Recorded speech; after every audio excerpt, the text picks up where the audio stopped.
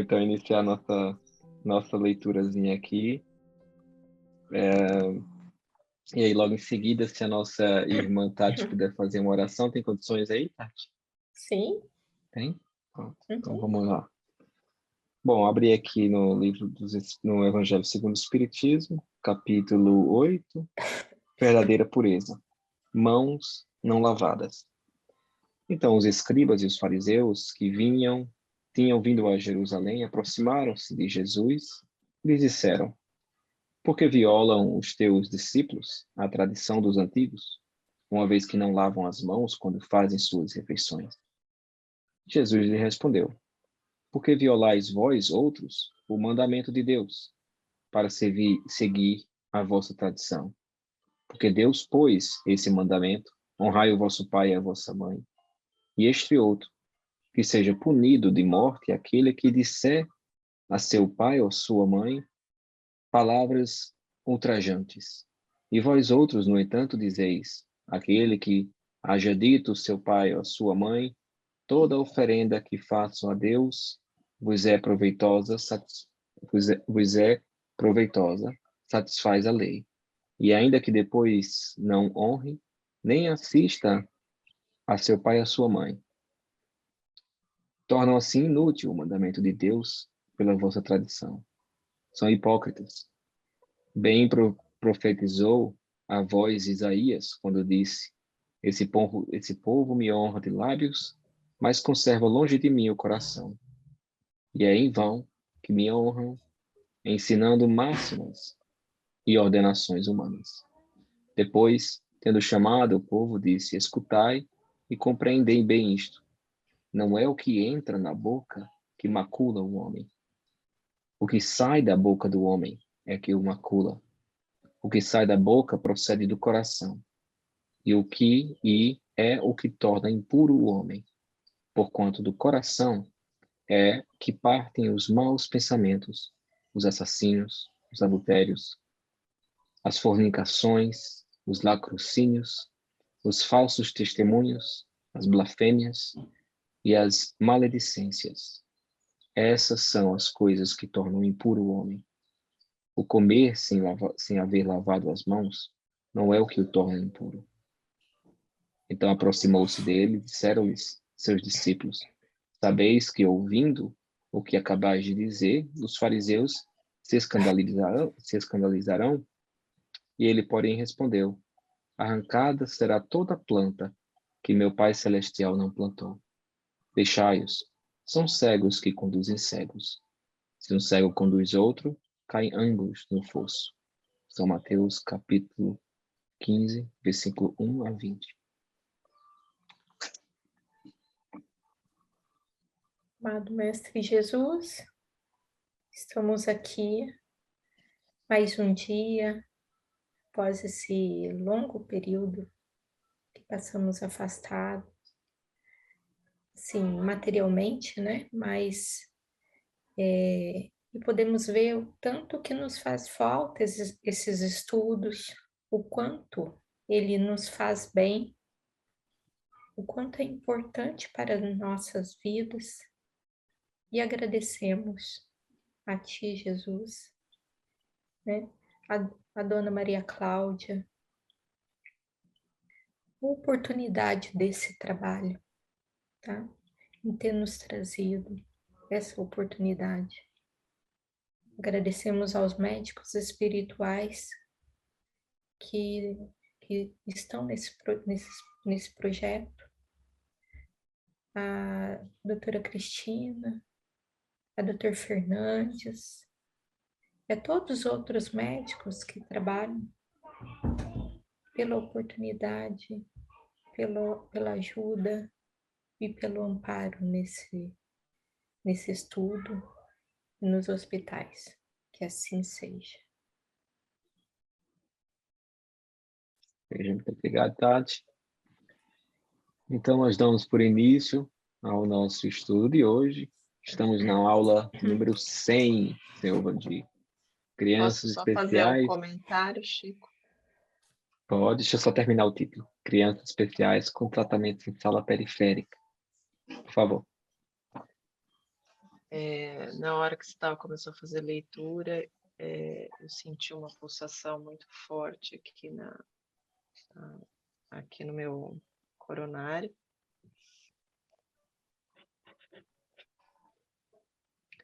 E estava tentando me conectar com o meu anjo da guarda, porque a Alice está chorando muito, né? Sim. E, enfim, começou muito essa pulsação no meu coronário. Seu Vandir, tem alguma... Durante o estudo, a médica disse que vai fazer essa visita aí, viu? Tá. Obrigada. Obrigado por compartilhar, Fernanda. Tem uma hora que vou fazer oração para que você consiga se manter aí concentrada mesmo com as turbulências que estão acontecendo, tá bom? Bom, obrigado, Tati, pela oração. E aí nós deixamos, então, o nosso tema, que é bastante rico e tem muitas perguntas. Eu não sei se vocês viram a mensagem que eu passei, em que relatava as perguntas que tem no documento, né, que foi compartilhado pela Cíntia, em que cobre bastante dúvida que possivelmente nós viéssemos a ter. Mas aí já tem uma dúvida, Tati. Por favor, Tati. Se a Cíntia quiser falar dela primeiro, que às vezes ela tem que sair, pode falar, Cíntia. Não, ainda dá tempo. Pode falar, Tati. Depois de você eu falo. Tá. Sabe, isso aqui eu não entendi. Quando a doutora Cristina fala da centralização cerebral, que ela mostra lá o bebê, e fala que ele é agressivo e sua memória é livre. Eu não entendi isso. No caso do autismo, você está se referindo. Certo, vamos lá, para explicar isso. A centralização neurológica, que ela chama aí, a gente sabe que seria o ponto central do sistema nervoso central.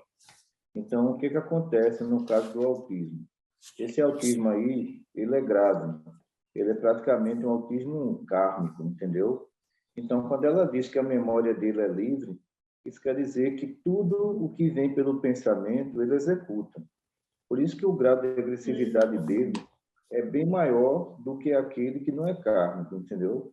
Então, nesse caso aí, a medicação material, ela também não vai controlar, ela vai amenizar, porque ele tem uma falha aí no perispírito periférico, né? E essa falha é que impossibilita a atuação das medicações.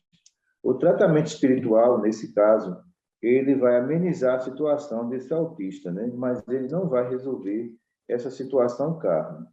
A memória livre, a gente pode dizer também que seria, no caso, uma esquizofrenia. Quer dizer, é uma memória que ela está aberta, ela também está sujeita a influências espirituais, e também é uma memória que tudo que vem na mente, aquela pessoa executa como se fosse um ato normal.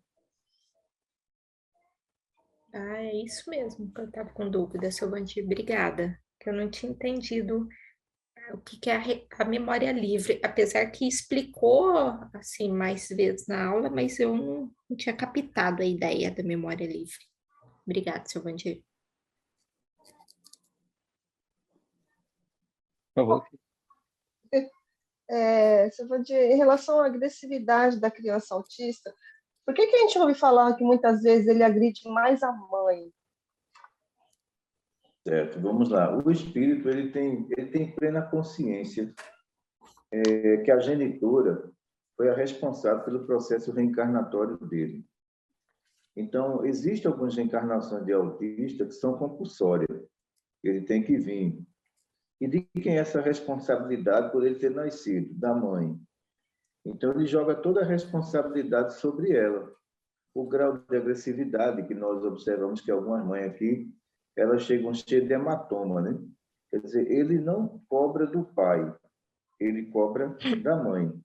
Então, esse laço de antipatia entre os dois já vem de muitas reencarnações para chegar a esse grau. Mas, no chamado reencarnatório, ele tem que vir. E, às vezes, alguns se negam a isso e vem compulsório. Então, claro, ele tem limitações. Ele queria ser igual a uma criança, né, normal, mas, no entanto, o processo de vidas passadas impossibilitou dessa normalidade. Então, no subconsciente dele, de quem é a culpa? Da genitora.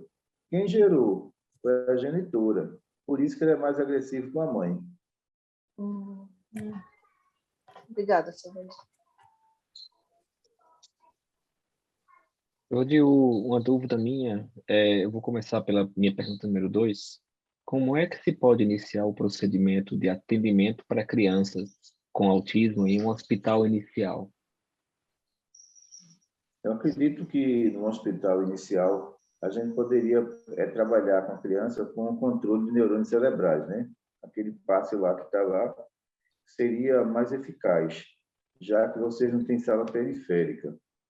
Agora, também seria utilização, nesse caso aí, de utilização de absorção coronária com eletrodozinho, daquelas pilhas. Porque tanto você vai controlar o sistema nervoso dela, como você também vai tirar o excesso. Esse é um tipo de tratamento que nós fazemos aqui antes dessa sala periférica. Como agora nós temos, aí trabalhamos com ela, mas a eficácia dos tratamentos que nós fazíamos sem a sala periférica, ele também tinha resultado.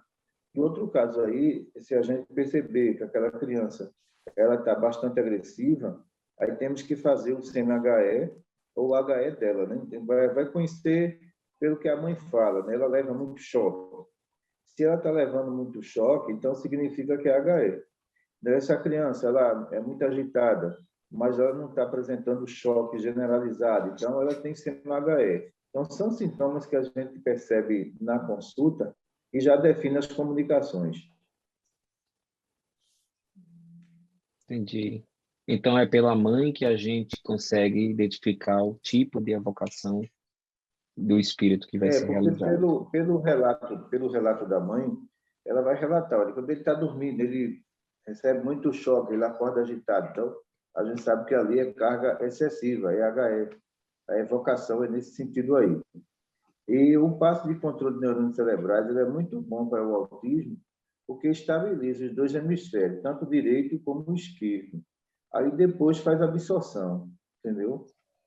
A absorção seria com o eletrodozinho mesmo, segurando O na criança. eletrodo pegando toda a parte craniana da criança. Sim. E nesse procedimento do eletrodo, seu Vandir, entra em conflito com aquela ideia que a doutora Cristina disse para a gente não tocar na criança com autismo?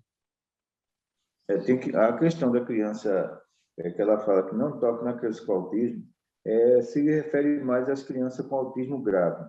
E quando Sim. elas entram aqui, a gente deixa ela à vontade, né? E as mães têm aquela preocupação que ele chega no evangelho, pega numa prancheta, pega e sai tocando em tudo, mas ele está reconhecendo o ambiente. Então, a gente deixa ele à vontade. Mas, no grau que a gente observa alguns aqui, grave, você não chega nem perto. Ele não entra na sala, entendeu? Ele trava. E a mãe, às vezes, né, para obter a cura, ela quer forçar a barra. E a médica diz, olha, ele não quer entrar, não deixa ele entrar. Deixa ele quieto, abre a porta. Então, a gente abre a porta, ele não entra. E, às vezes, depois de 2 meses, é que ele consegue entrar dentro da sala, observar. Ele não se deita na maca, não tem quem faça ele se deitar na maca. Isso é um estado espontâneo, ele tem que fazer, ninguém vai obrigar. E os pais, às vezes, querem pegar pulso para deitar na maca, a gente não deixa, porque isso vai assustá-lo. E da próxima vez ele não entra mais. Aí, quando você deixa ele à vontade, com 4 meses, a gente já percebe que ele deita na maca, ele conversa já com a doutora Cristina, ele está mais calmo, então a gente conseguiu conquistá-lo. Mas para você aplicar um ectoplasma nele, ele não deixa, entendeu? Então, a gente tem que respeitar. E a médica diz, olha, deixe, ele não já entrou na sala, já é um progresso. Então, a gente vai conseguir mais coisas, e a gente consegue, e graças a Deus eles vão se recuperando. Uhum. E seria o mesmo caso, desculpa pessoal, eu estou fazendo uma pergunta sequencial a outra, porque acho que está no mesmo tempo, mas Silvani já respondeu muitas outras perguntas que a gente já tem na lista também, né? Cíntia, eu vi a sua pergunta ali. Ah, Silvani, seria esse o mesmo procedimento para ou se eu tiver para fazer uma pergunta de uma outra aula, Silvani, por favor, pode me interromper e dizer, a gente vai cobrir isso mais na frente. Crianças com hipersensibilidade, porque o autismo, em muitos casos que eu vejo, eu conheço algumas crianças que têm uma hiperatividade, desculpa, uma hiperatividade muito alta, né? Então, são bem similares, né? Obviamente, o autismo, ele não consegue, ele tem uma dificuldade maior ainda, né? Mas a hiperatividade de outras crianças também, elas não conseguem parar. Então, como é que você... A gente está falando no assunto que a gente vai cobrir lá na frente ou seria o mesmo tratamento aqui? No caso da hiperatividade, ele pode ser hiperativo e não autista. Então, o conselho que a gente dá às mães, olha, coloque ele para praticar esporte, porque é interessante que essas crianças, elas precisam ter um desgaste energético. E, às vezes, são trancadas dentro de um apartamento e não saem. Elas vão para a escola e voltam e precisam descarregar essas energias. E é interessante que elas mexem em tudo, elas pulam na cama, sofá, ele está procurando espaço para descarregar essa carga. E, geralmente, quando bota eles para praticar esporte, natação, futebol, vôlei, eles começam a ter o cansaço físico e começam a equilibrar essas energias, entendeu? No caso do autista, ele pode ser hiperativo e autista, aí é mais complicado. Aí ele se torna agressivo. Não é o caso do outro, que tem que gastar essas energias. Mas no caso do autista hiperativo, ele vai ser agressivo, porque essas energias vai perturbá-lo, né? E vai causar nele uma sensibilidade maior, sensibilidade a tudo que ele perceber. E essa sensibilidade aí, para ele, é uma agressividade auditiva, visual ou de tato. Parece que a pessoa está batendo nele. Então, os 5 sentidos dele funcionam a 1000%. Não é o caso do outro lá, que não é autista, ele é hiperativo. Mas o autista hiperativo, ele é bastante agressivo. Deixar o espaço para as meninas também fazer outras perguntas. Tem alguma dúvida nesse ponto ainda? O meu é a aplicação do ectoplasma, eu não entendi direito para que serve, qual a finalidade. O ectoplasma no autismo? Isso, eu não entendi. Certo, a aplicação do ectoplasma aí no autismo seria o autismo aí mais simples, mais leve, tá entendendo? Quando ele é muito agressivo, ninguém se aproxima não, você não consegue aplicar ectoplasma nele não. Quando ele já está assim, simpático com a médica, ele começa a ceder aos propósitos, né, que a gente quer, que é a normalidade dele, ele deixa você aplicar. Então, a finalidade do ectoplasma aí é acalmá-lo. A finalidade do eletromagnetismo na seringa, a radioatividade, é estabelecer ali as coordenações neurológicas dele, para que essas coordenações não se choquem, porque o que a gente percebe no autismo também é o choque ali de hemisfério, aí é complicado. Então, parece que você está batendo na cabeça dele. Eu sei que a coisa não é fácil, né? E quando a gente vê que isso acontece, ela pega um algodão, junto com o eletrodo na mão, e começa a absorver da parte coronária deles, e a gente sente que eles começam a relaxar e até querer dormir no braço da mãe. Porque essas energias, elas atormentam, elas não são fáceis para eles. Uhum. Obrigada, Silvandi. Tá, você tem uma pergunta número 2 sua? Sim. Silvandi, quando a doutora Cristina fala que deixa a criança jogar as coisas, porque depois ele vai entrar no estado de exaustão e acalmar, é porque ele está na sala periférica ou isso é assim, é o tratamento, ou os pais tinham que fazer isso em casa? A minha dúvida é assim, ele se acalma por ele estar aí na sala periférica ou não? Não, porque no caso desse procedimento e comportamento deles, então, eles utilizam muito comportamento de contato, né? Ele quer saber o que é isso aqui. Então, imediatamente, a memória resiste o que é isso aqui. Ele já joga no chão.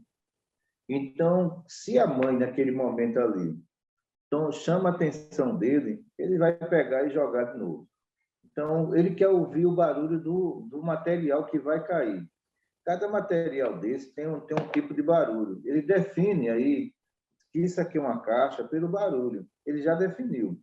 Se a mãe chega e diz, me dê isso aqui, então o que acontece? Ele não definiu o que é isso, ele vai se tornar agressivo. Então, ele vai para um copo de plástico. Então, ele quer saber qual é o barulho do copo de plástico para identificar que aquele copo é de plástico. Então, é interessante o comportamento deles. E o que é que a gente faz na sala periférica? Mas ele jogou o evangelho no chão. Deixe ele jogar. Mas ele pegou essa caixa e tirou no chão. Deixe ele à vontade. Porque se você for chamar a atenção do autista, ele não vai entender. Nós temos que entender o mundo dele. E o mundo dele é muito diferente do nosso, né? É o mundo das cores, é o mundo do barulhozinho aqui, entendeu? É o mundo do contato. Então, é interessante. Depois que ele pega nisso aqui e ele identifica, ele já não tem mais interesse por isso. É uma questão de segundo. Sim. Ele já vai para uma caneta. Então, ele olha para essa caneta aqui, aí uma caneta. Na cabeça dele é uma caneta. Ele joga no chão e identifica que o som da caneta é diferenciado disso aqui. Ele já arquivou isso aqui. Então, isso faz parte de uma terapia aqui na sala periférica e que as mães vão aprendendo a lidar com essa situação. Até chegar ao ponto dele não ter mais interesse em jogar nada no chão. Ele tem interesse em tocar, ele tem a curiosidade. Então, estamos são muito assim metodistas, né? Então, a gente temos um autista em Pesqueira e quando ele entra, a gente já sabe, né? Ele se deita na cama, na maca, primeiro procedimento dele. Ele se deita, segundo procedimento, ele se cobre com lençol. Ele não quer que ninguém cubra ele. Ele quer se cobrir. Então, o doutor faz, deixa ele à vontade. Aí, depois, quando termina o procedimento, ele se levanta da maca, dobra o lençol e coloca dentro do guarda-roupa lá. Então, é a metodologia dele, é a rotina, você não pode quebrar essa rotina. Então, se a gente chegar e falar, olha, você vai deitar em outra maca, a confusão está feita. Porque aquela maca para ele é exclusividade, está entendendo? Então, se eu falar para ele, olha, cobre ele, quando alguém cobre ele descobre, ele não quer. Ele já conhecemos, ele quer se cobrir. Então, deixa ele se cobrir. Entendi. Então, é a rotina dele. É a rotina. Ela deixa ele fluir, para ele mesmo se acalmar. Entendi.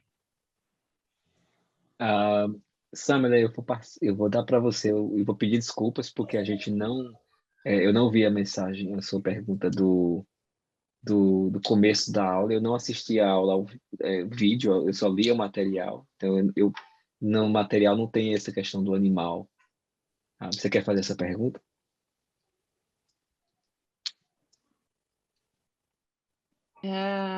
Lá no começo, que a doutora Cristina começa falando, né, dos animais, e aí entra na questão, né, do animal que ainda o ser humano precisa se alimentar de carne animal.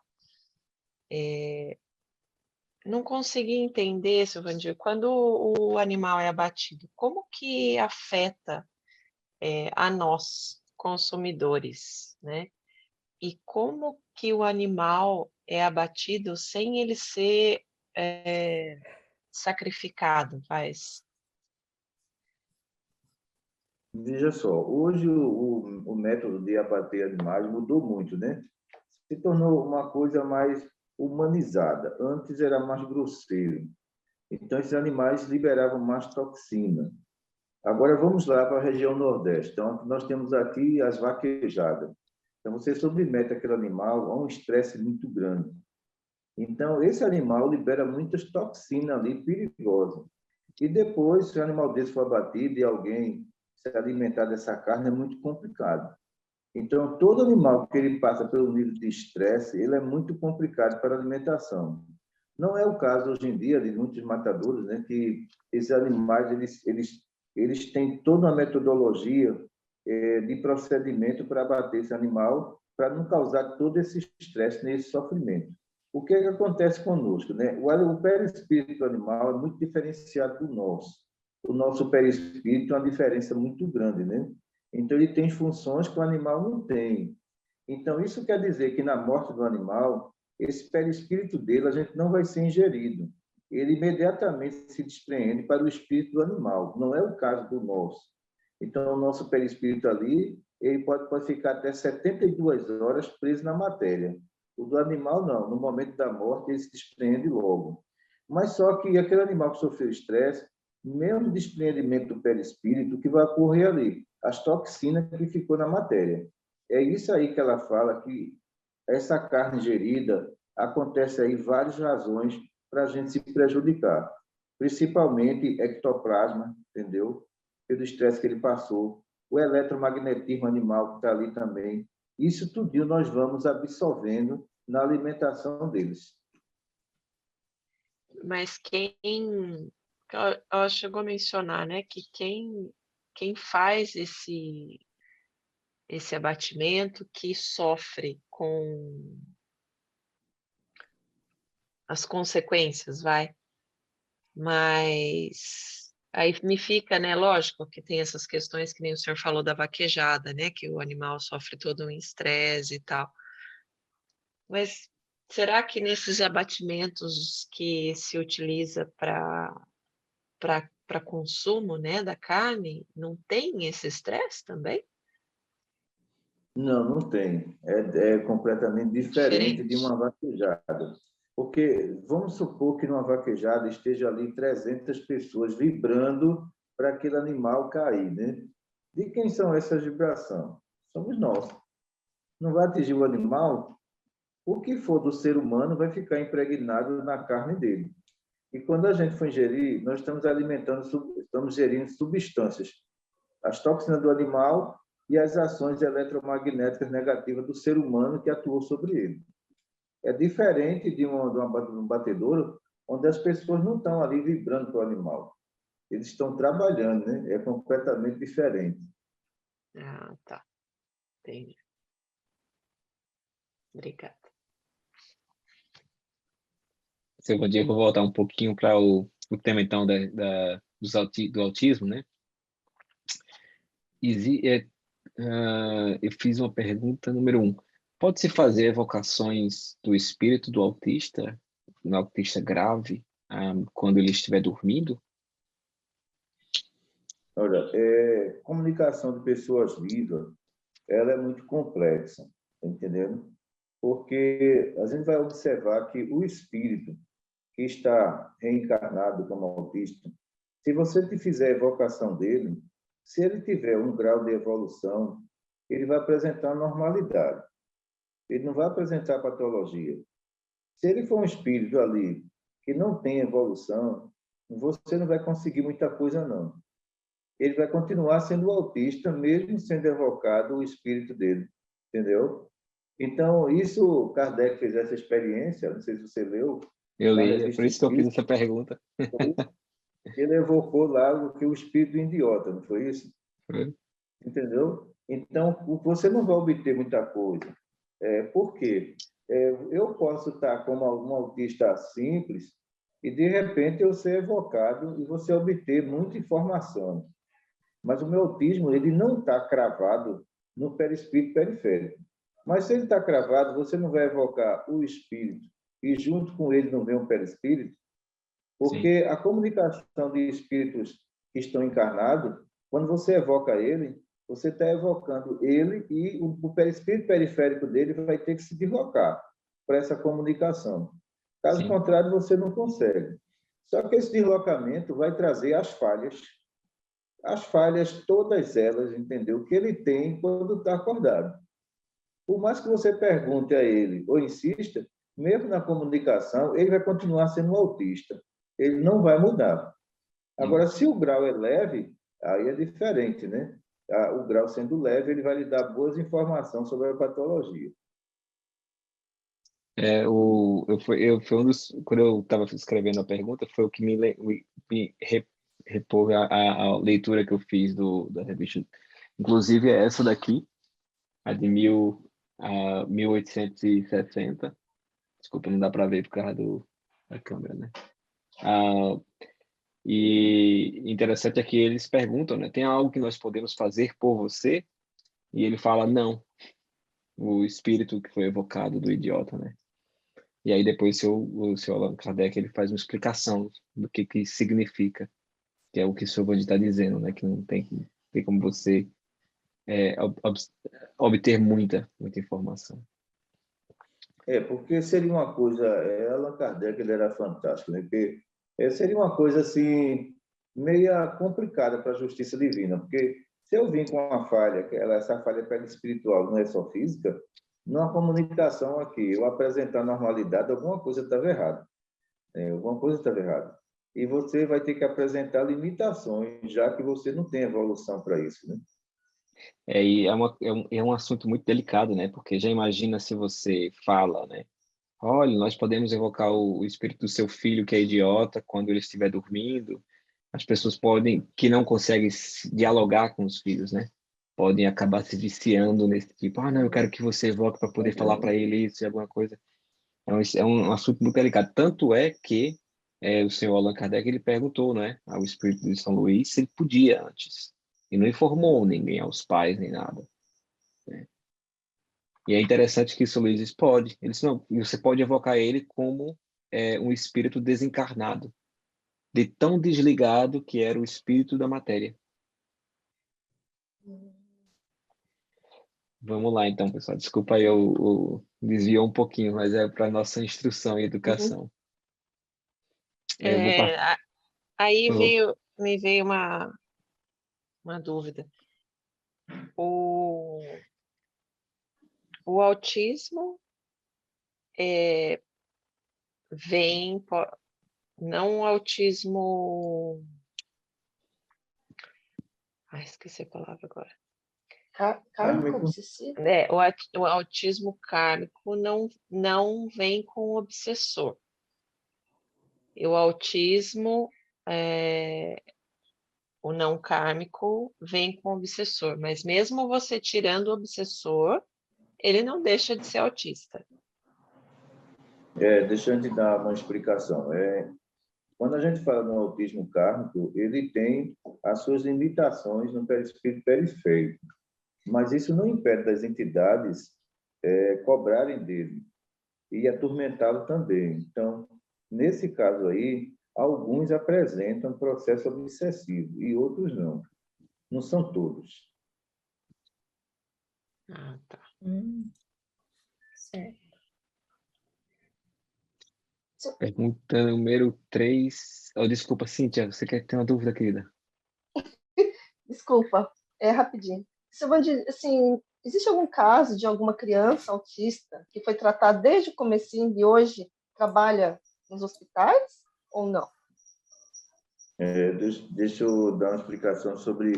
Quando a gente vai falar de hemisfério direito e esquerdo, a alteração desse hemisfério, a gente não pode diagnosticar como autismo, tá entendendo?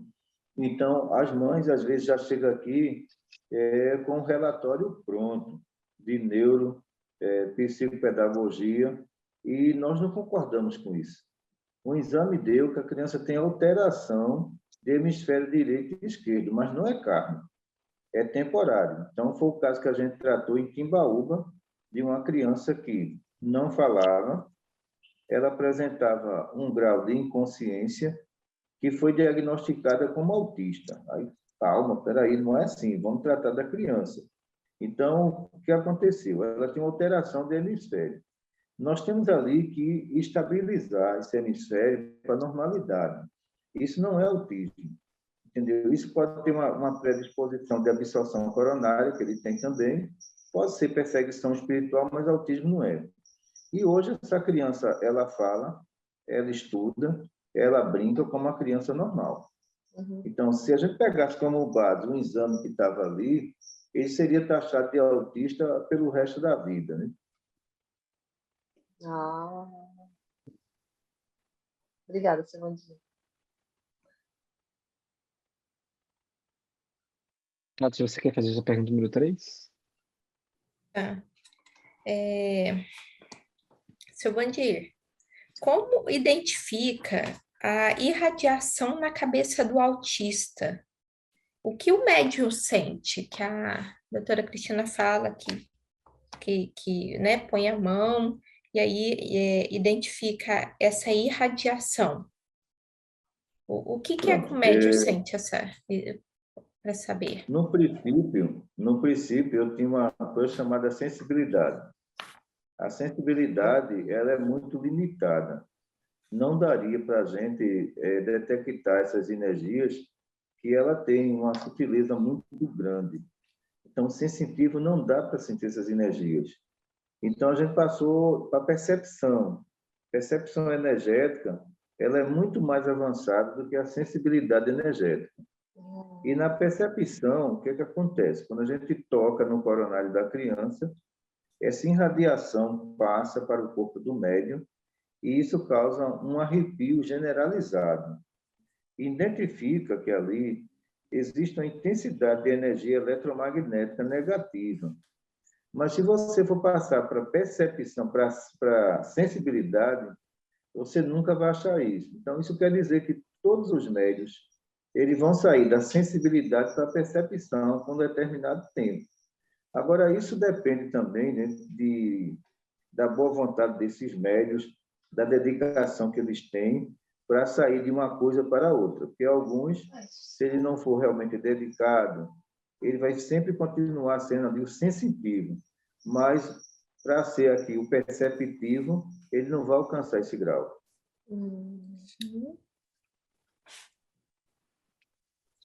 Aí eu acho que seria interessante o senhor explicar o que é essa dedicação. Eu não entendi. A dedicação para que esse médio saia do sensitivo para o perceptivo. O que a espiritualidade vê como primeiro, dedicação? a gente vencer as nossas provas com resignação. Eu aprendi isso com a dona Maria Cláudia Martins, e entender que a nossa mediunidade tem que estar à disposição do próximo, não dos nossos interesses, mas à disposição do necessitado. Todo desvio de mediunidade acontece pelos interesses pessoais dos médios. Isso é fatal para a mediunidade, porque eu nunca vi um médium cair ele desviando essa mediunidade em prol do próximo. Eu nunca vi isso acontecer. Mas quando a gente vê que ele quer desviar para o propósito deles, todos eles caem, que a espiritualidade abandona, está entendendo? Então, na medida que nós vamos trabalhando, a justiça divina vai nos avaliando a cada ano, a cada década, e nessa avaliação, eles vão adquirindo confiança, para a gente entender como nós somos, do outro lado, desacreditados pelos erros que a gente cometeu. Eles não vão confiar imediatamente no médium, não. Eles vão observar esse médium por anos, fazer assim, olha, vamos dar um voto de confiança ali agora, para a gente entender que ele fez muita besteira. Porque para eles não confiar, às vezes os médios pensam assim, eu vou começar a minha mediunidade, e ao começar, a justiça divina vai ter toda a credibilidade. Eles não têm.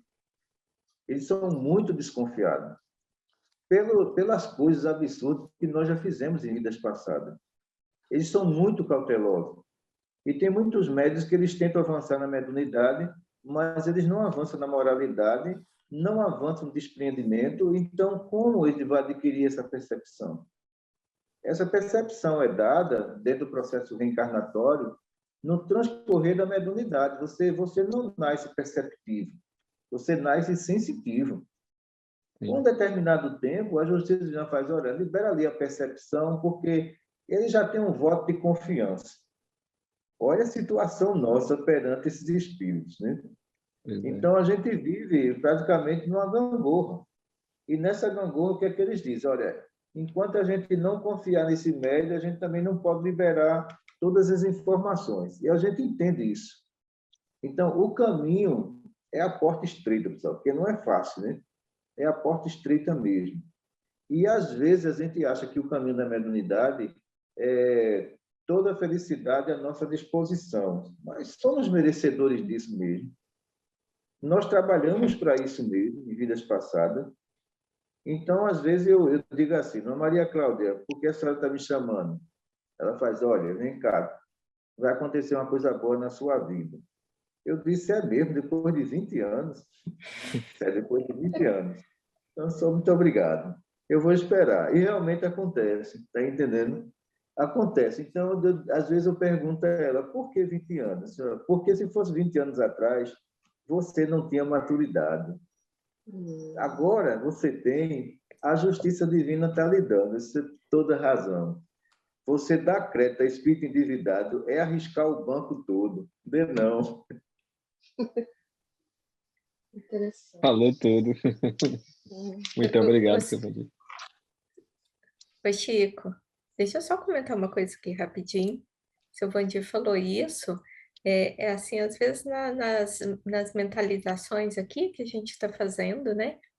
Às vezes eu falo assim, nossa, se eu conseguisse comunicar, né? Se alguém falasse comigo assim, ai, olha aqui, eu querendo. Ficava mais fácil, né? As coisas, né? Aí eu tô lá na comunicação, né? Doutor Fernandes, né? O meu anjo da guarda, meu anjo da guarda, né? Fica muito mais difícil quando o Fica. médium não tem a coragem dos espíritos pegar no teu ouvido e falar assim, olha, tu vai ter que decidir dessa forma, porque lá na frente você vai ser feliz. Quer dizer, dessa forma eu não quero. Fica mais difícil. Fica mais difícil. Não, mas Fica aí, às vezes, assim, aí eu vejo, sabe o que eu andei percebendo? Aí, assim, né? Aí faço a mentalização na hora que eu vou ler o Evangelho. Nossa, aí vem. Aí eu falo, entendi, vocês estão falando comigo, né? Sabe? Aí vem, parece que é aquilo que eu precisava ouvir. Então, está sendo muito quando a gente vai interessante. estudar a história de Chico, né? Chico viveu praticamente 24 horas com os espíritos. A gente sabe que as decisões que os espíritos colocavam para Chico era muito difícil. Sim. E ele tinha que ter evolução para tomar, né? Aquela saída dele de um lugar para o outro, porque ele estava sendo perseguido na cidade. Você imagine você deixar toda a sua família para ir para Uberaba. Olha aí. E Emmanuel disse, Chico, é necessário, porque a sua família não pode pagar o preço que você está pagando. Então, por isso que eu digo, é mais difícil. E ele, obediente, pegou, arrumou as malas e foi embora. Entendeu? Para Uberaba. Sim, verdade. Aí tá bom, vamos lá, um passo de cada vez. Passo de cada vez. Vamos lá, pessoal. Deixa eu ver aqui, a gente tem uma pergunta da Samila, a sensibilidade do autismo. Você quer fazer essa pergunta, Samila? A sensibilidade do autista tem a ver com a mediunidade? E quando diz que ele olha no espelho, eles não gostam, né? Ele só vê o espírito obsessor ou alguma outra entidade? A questão dos autistas e a própria visão dele, como a visão de outras pessoas, às vezes incomoda pela sensibilidade neurológica dele, né? Não é pelo fato que ele está vendo o obsessor, é pelo fato da sensibilidade dele estar desorganizada nesse sentido. Nós temos um caso aqui de um autista e ele está falando espanhol e inglês. Qual é a idade dele? 5 anos. Então, é interessante. E a família nunca ensinou espanhol, nem muito menos inglês. Então, essa memória dele é livre, aquilo que a gente estava falando, a memória livre. Então, graças a Deus que não veio agressividade. Veio a regressão de memória de vidas passadas. Talvez ele estava encarnado na Espanha, na Inglaterra, porque com 5 anos de idade, você às vezes passar o dia inteiro falando inglês é complicado para uma família, viu?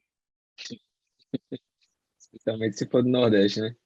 E principalmente aqui no Nordeste, né? Espanhol também, viu? E olha que ele tem 5 anos, um paciente nosso. É. Olha, doido.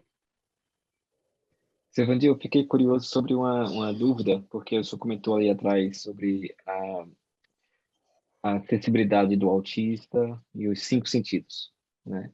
E aí, como eu sei que a gente sempre faz diferentes estudos, eu me perguntei, será se existiu já algum estudo no Maria Cláudia com relação ao olfato, aos cheiros, perfumes, tem essas essências hoje em dia em todos os cantos, né? Existe alguma que já foi estudada que trabalhe a calma do autista? Não, a questão do olfato neles é praticamente não agressivo, não tem essa sensibilidade olfativa, a dele são mais visuais, auditiva. A questão também do paladar não tem alteração nenhuma, tá entendendo? Uhum. E é interessante que o nosso trabalho aqui, ele foi tema de TCC em faculdade, né? E a maioria do pessoal que fez a pesquisa aqui, todos eles tiraram nota 10, por nota 10. Então, fecharam muito bem o TCC deles. Todas as técnicas que foram estudadas aqui foi colocada lá no TCC. O autista eles são daltônicos, foi colocada lá e foi discutido lá, entendeu? E a bancada deu nota máxima. Isso é muito importante para Maria Cláudia, porque os livros que saíram do TCC foi o que aconteceu ali. Esses livros estão lá escrito Maria Cláudia Martins, está escrito setor de psicopedagogia, tudo registrado ali. Então, isso foi muito importante, esse trabalho. Então, o último trabalho que a gente teve aqui foi de dona Carla Corrêa, que é psicopedagogia, e o TCC dela tirou nota máxima. Então, o que acontece? Todas as técnicas foram trazidas daqui, porque quando a gente percebia que as crianças eram levadas ao shopping center,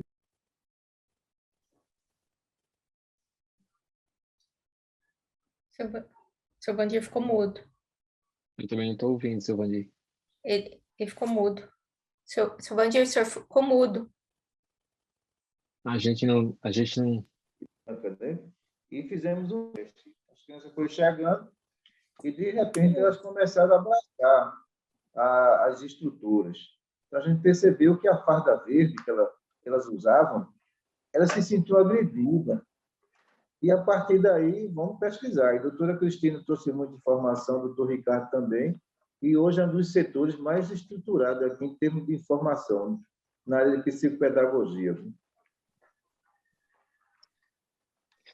Obrigado, Silvandi. A gente perdeu um pouquinho o senhor ali atrás, porque ficou mudo, acho que foi a conexão. Mas que bom que voltou. Cíntia, a gente percebeu que você foi para o seu trabalho. Você tem alguma dúvida ainda? Não sei se você tem condições de fazer. Você está me ouvindo? Eu tô Estamos sim. então tá. Eu tenho uma dúvida, não sei se eu posso entrar nesse assunto ainda, mas, Sr. Vandir, eu gostaria de perguntar sobre a chuva negra em relação ao sistema nervoso central da criança autista. O senhor poderia falar alguma coisa ou ainda não? Bom, eu acredito que a chuva negra e as crianças autistas pode complicar ainda mais, né? E pode submeter essas crianças à medicação psicotrópica que será irreversível. Então, a chuva negra ela pode interferir, sim, e agravar muitos casos de autista. Se esses autistas estão em tratamento espiritual aqui, é menos grave. Mas o que nós vemos lá fora, as crianças que não são tratadas, a maioria delas estão em remédio controlado e esses remédios não têm efeito. Então, a chuva negra é devastador para a gente, imaginem para essas crianças, né? Obrigada, Sr. Vandir.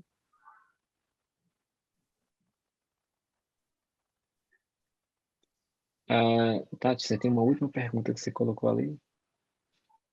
Uhum.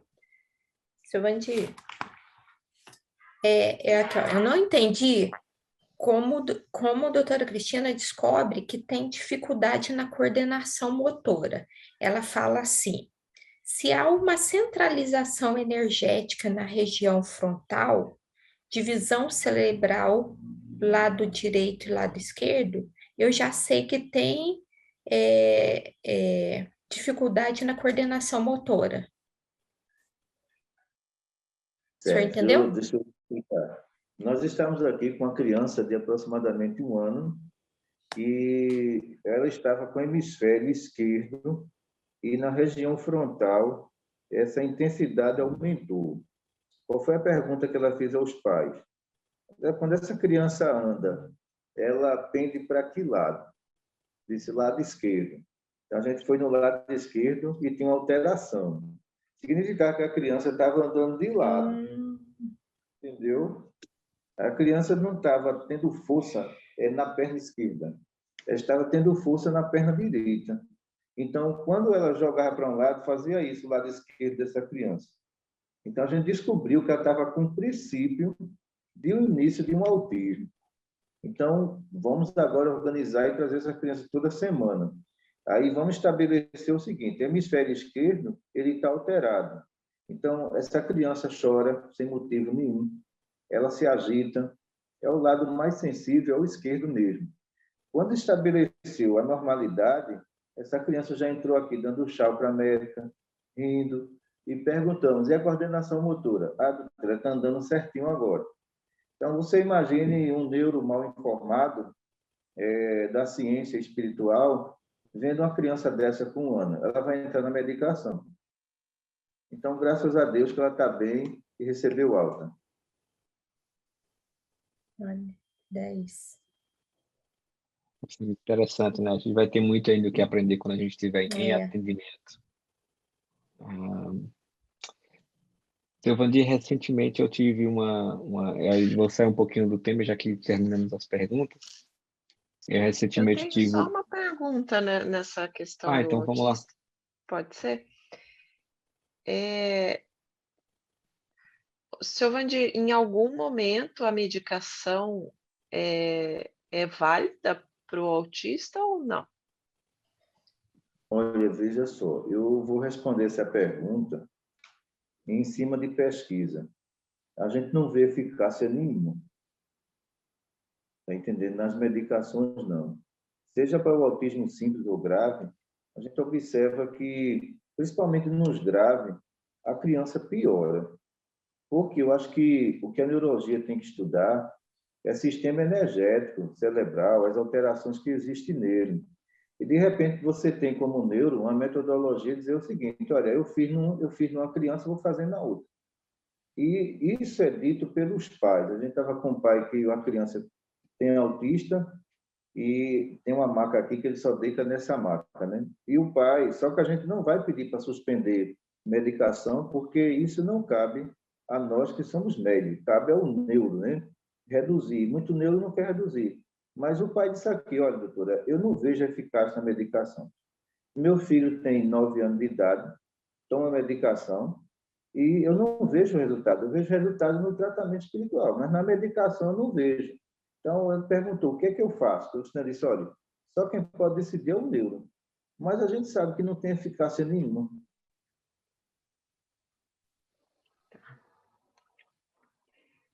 Ou seja, a doutora Cristina respeita o lado da medicina material e, obviamente, a espiritualidade aguarda a evolução da medicina material nesse sentido. É. Eu acho que foi nessa aula que ela cita, né, o Chico, que assim, o próximo passo da medicina é se aliar à medicina espiritual. Acho que ela fala alguma coisa disso. Pois é. Seu Vandir, eu vou deixar a outra frase que eu estava falando antes para conversar com o senhor offline primeiro, antes de eu falar aqui. Ô, Chico, só porque Tadinho, eu 2 cortei. minutos Se dá? quiser, ainda tem tempo. Se quiser fazer, faça. Pode fazer. Não, foi uma experiência noturna, seu Vandir, em que eu me vi Mande áudio. Manda em áudio. Aí eu mando em áudio e a gente pode compartilhar depois. Tá bem. Vamos lá, queridos. Vamos fazer então nossa oraçãozinha. Senhor Jesus, só temos, Senhor, te agradecer Agradecer a Maria Santíssima por tudo que nós recebemos, porque sabemos, Senhor, que veio de tua parte. Que todos que se encontram na Austrália recebam, Senhor, tua luz e o teu amor. Em teu nome, damos por encerrado nosso estudo. Muita paz para todos. Obrigado, pessoal. Fique com Deus.